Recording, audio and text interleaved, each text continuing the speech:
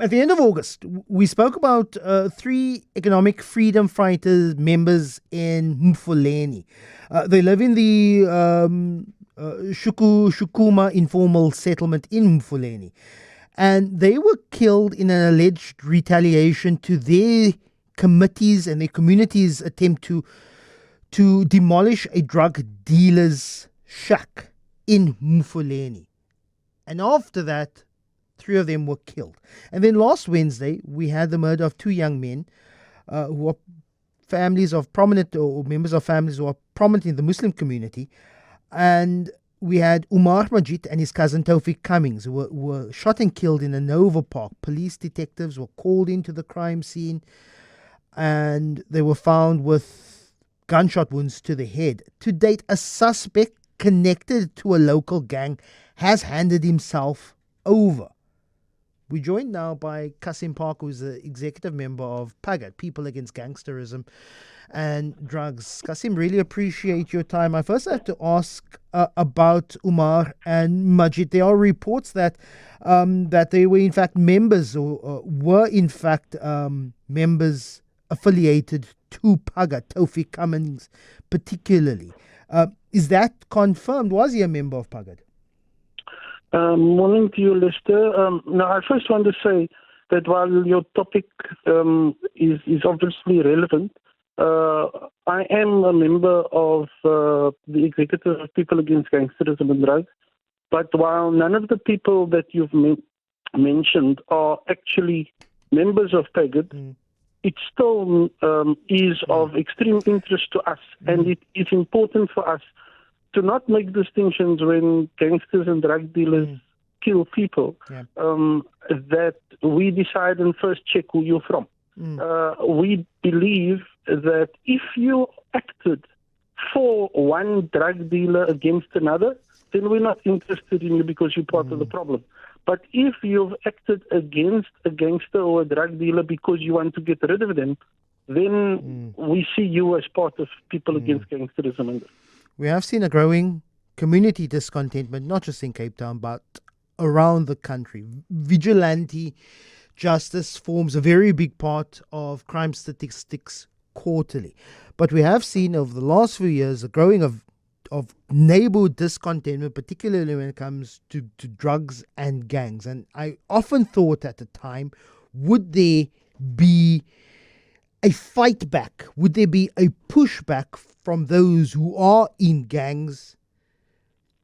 And whether that communities, neighbors who are entirely fed up, and we don't want people to take the law in their own hands, but it has been the case, and whether there would be this pushback from heavily armed, organized crime syndicate members. And I'd like your thoughts on that, Cassiem. Yeah, look, the reality is that we're not being insensitive to people who die. Our reality is that there are 70 people who die per day by murder in South Africa. 7 murders in Cape Town every day. Now, what people who take up the fight against gangsterism and drugs do, they don't look at themselves to say, am I going to be the statistic tomorrow, or are we going to have 5 people who fight gangsterism killed in 5 months? But rather they say, we're trying to ensure that we don't proliferate or continue with the 7 murders per day in Cape Town. I think that's the equation we need to look at. So the reality is, it's not the fear that criminals will fight back.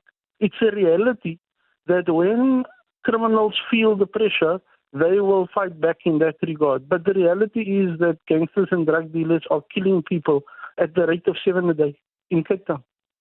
But we want a war on crime led by police and not a war between gangsters and concerned community groups that have in the past, PAGAD included, used stronger than usual tactics than simply just community protest. I want the police with their firepower and the legal means of firepower and legal means of the criminal justice system to fight gangs. I don't want gangs fighting distressed community members, Okay, regardless so of the growing and bursting frustration?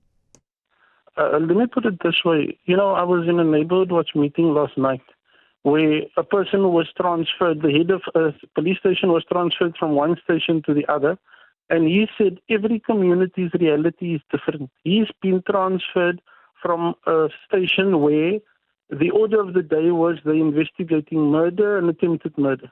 He's now been put in a police station where the order of the day is they're investigating the stealing of gate motors or bins.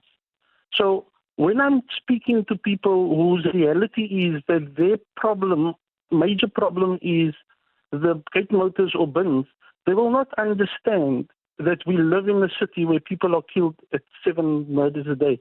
And if we say, and yes, let me first say, every person against gangsterism and drugs, every PAGAD member says, I would love to sit at home and let the police do their job.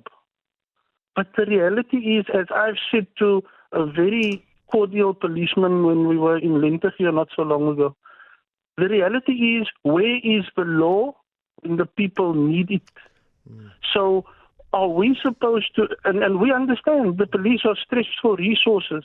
We can blame everybody. But at the end of the day, when my and your child is being shot and dragged, we cannot then say, but where's the police?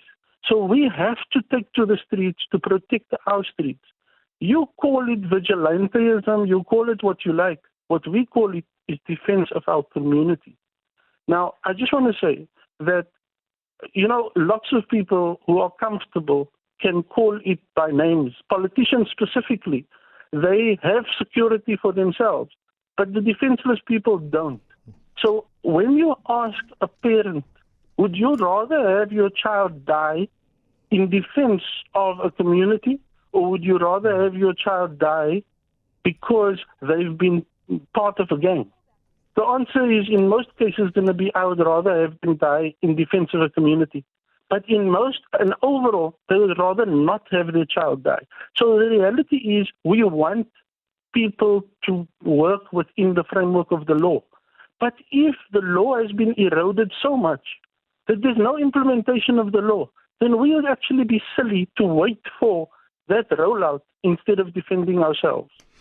But just finally, Cassiem, you're satisfied? You're happy with the alleged shooter of that Hanover Park incident where Umar Majid and Tawfiq Cummings were killed, that he has handed himself over to police? It's not very common for alleged shooters to hand themselves over to police. You must be satisfied?